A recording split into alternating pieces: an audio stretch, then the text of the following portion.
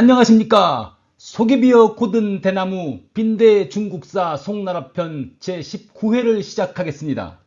이번 회에서는 길거리 가수에서 황후가 된 한 여인의 이야기를 들려드리겠습니다. 전연의 맹 이후에 진종이 자신과 송의 권위를 내세우기 위해서 태산봉선, 천서강림 같은 것을 연출하기를 즐기고 도교적 미신과 주술에 빠졌다는 것을 지난 시간에 얘기했었습니다. 그는 옥청소은궁 같은 대형 도관을 건립하고 자신이 죽어서 묻힐 영정릉을 화려하게 조성하는 등 이상한 짓으로 국고를 탕진했습니다. 그래도 정치가 완전히 무너지지는 않았습니다.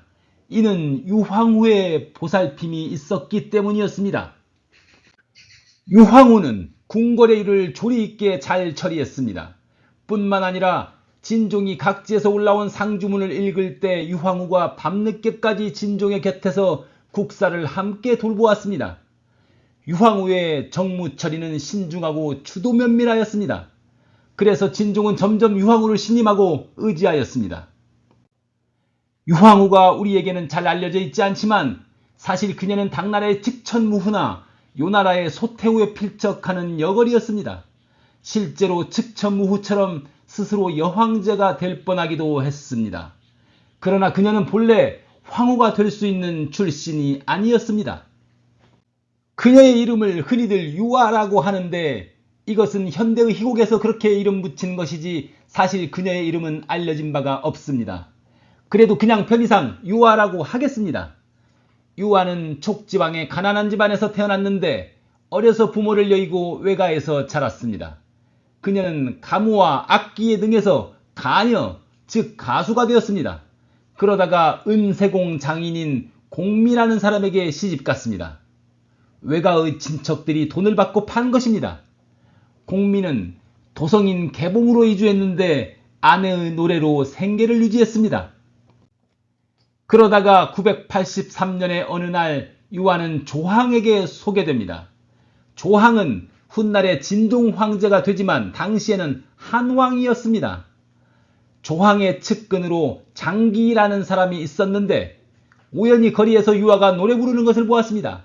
장기가 보아하니 그녀의 미모와 노래 솜씨가 아주 훌륭했습니다. 그래서 그녀를 한왕부로 데려와서 조항 앞에서 노래를 불러보게 한 것입니다. 조항의 환심을 사려 한 것이죠. 조항은 유아에게 한눈에 반해서 그녀를 시녀로 삼았습니다.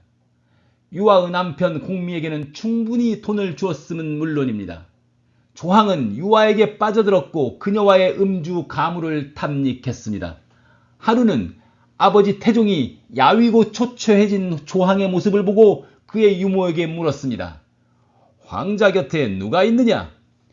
유모가 숨길 수 없어 유아가 왕부에 들어온 내력을 상세히 태종에게 고했습니다.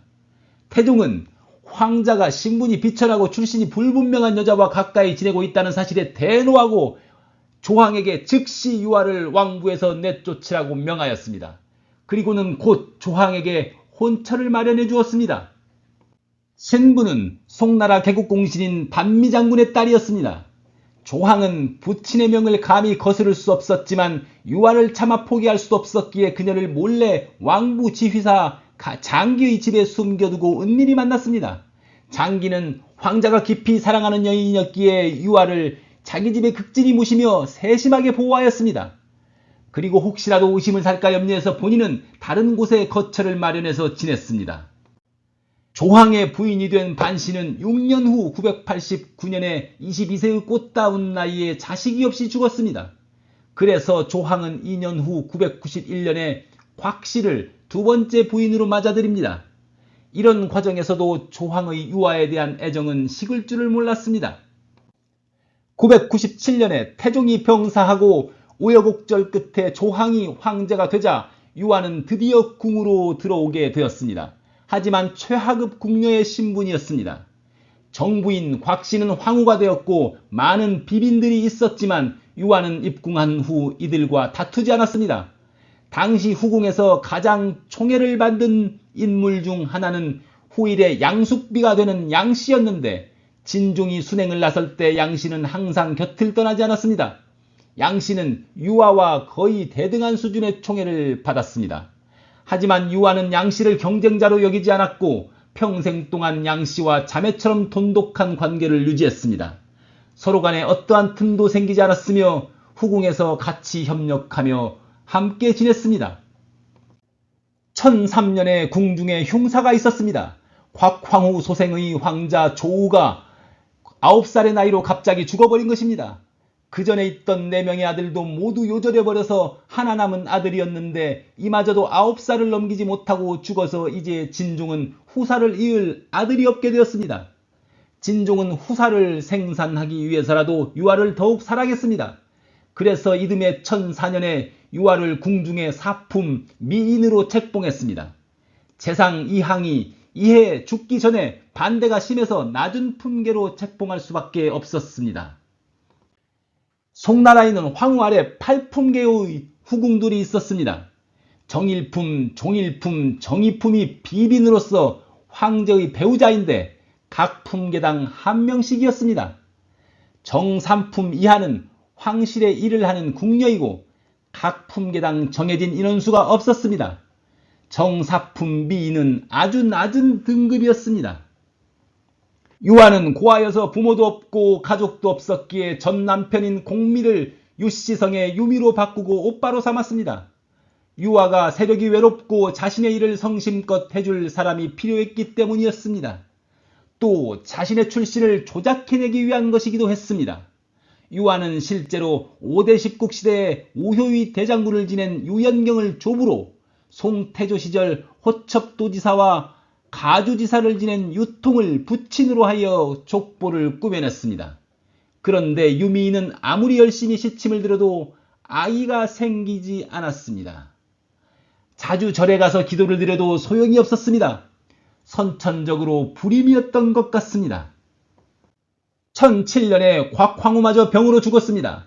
유미인이 황후가 될 수 있는 기회가 온 것입니다. 태산의 봉선을 행한 다음 해인 1009년이 되어 진종은 황후 자리를 비워둘 수 없으니 유미인을 황후로 삼겠다고 했습니다. 그러자 구준을 비롯하여 이적, 향민중, 왕단 등의 대신들이 모두 반대했습니다. 미천한 집안 출신인데다가 황자도 낳지 못했으니 황후로 책봉할 수 없다는 것이었습니다.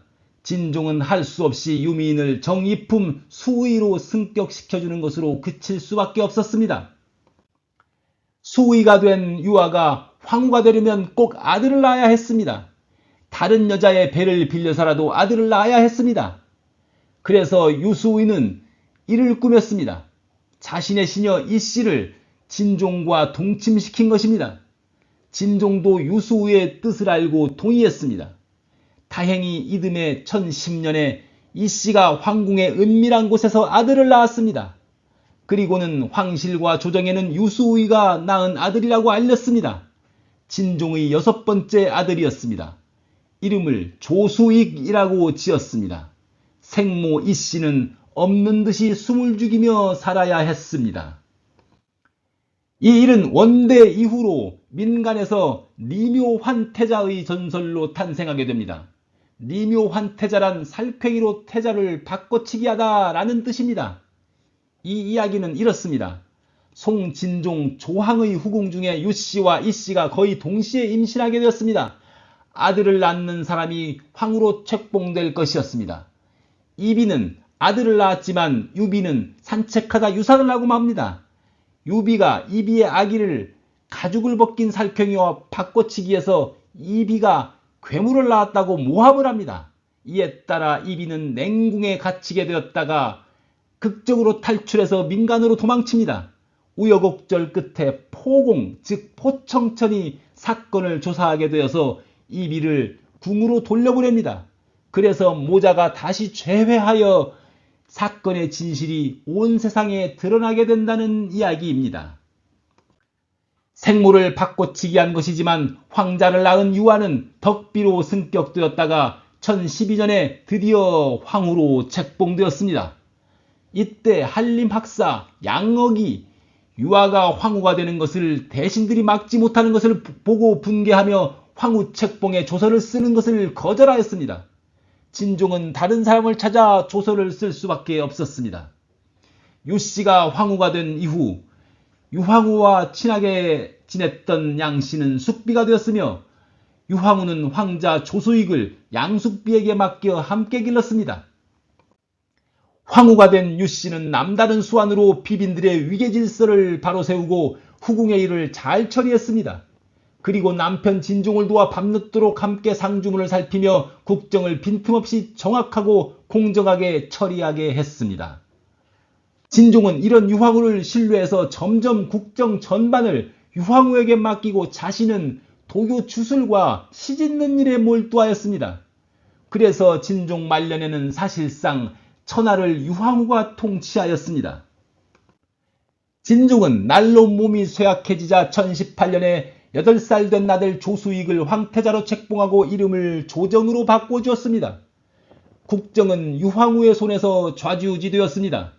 1019년에 유황후는 전 남편이자 나중에는 오빠로 삼았던 유미를 시위마군 도우후로 임명해서 군권을 맡기고 금군의 다른 장령들도 유황후와 가까운 사람들로 채웠습니다. 참지정사 정위는 유황후와 결탁하여 환심을 샀습니다. 그러니 조정의 대신들은 불안했습니다. 그해 태백성이 낮에 나타났습니다. 태백성은 초저녁에 서쪽 하늘에 보이는 금성을 말합니다. 태백성이 낮에 보이는 것은 예로부터 변고의 조짐으로 여겨졌습니다. 한서의 천문지에서는 이렇게 말하고 있습니다.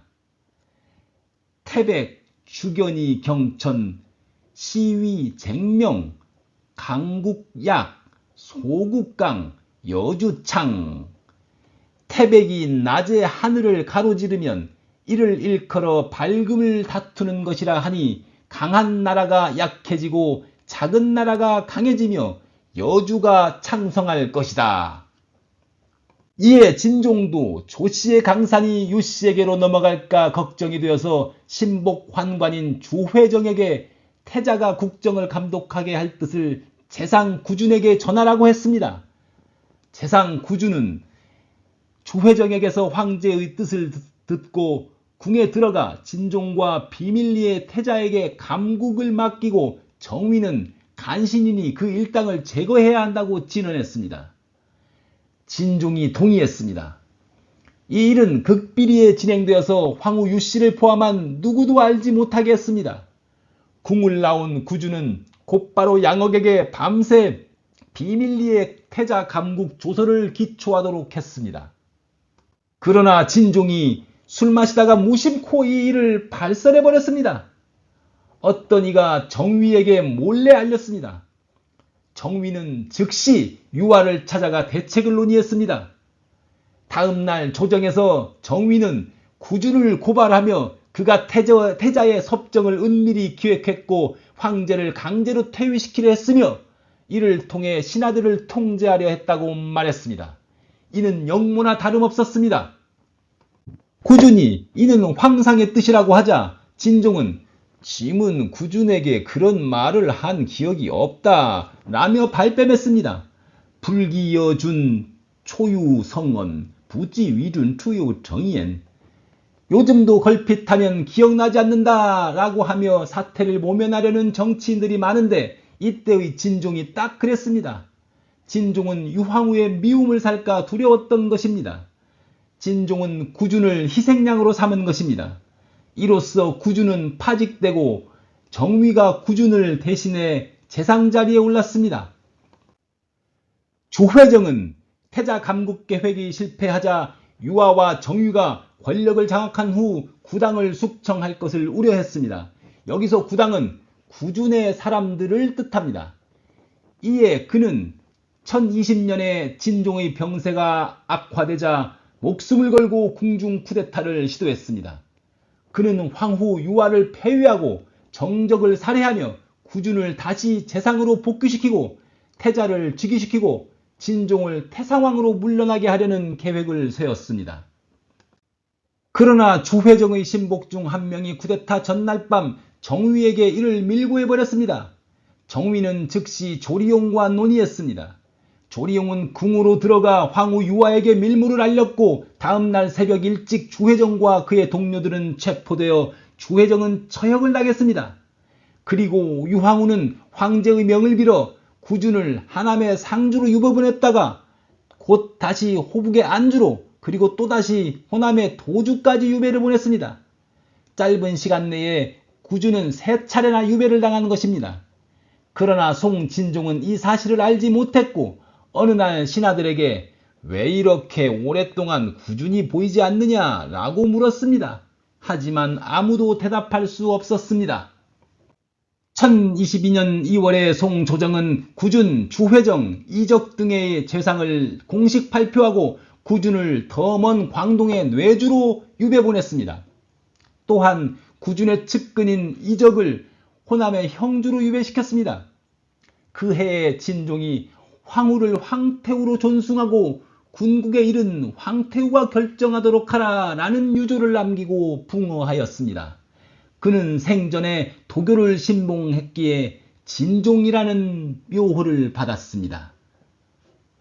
구준도 이듬해에 유배지인 뇌주에서 사람을 집에 보내 과거에 태종이 자신에게 하사했던 요대를 찾아오게 했습니다. 통천서라는 무소의 뿔로 만든 요대였습니다. 구준은 이 허리띠를 차고 궁중을 향해 절을 올린 다음 침대에 누워 조용히 운명하였습니다. 마치 자신의 죽음을 예견한 듯 했습니다. 이제 진종의 유언으로 공식적으로 국정을 장악하게 된 유태우는 어떤 정치를 펼칠 것인가? 다음 회를 기대해 주십시오. 오늘 이야기가 재미있었다면 구독, 좋아요 잊지 마세요.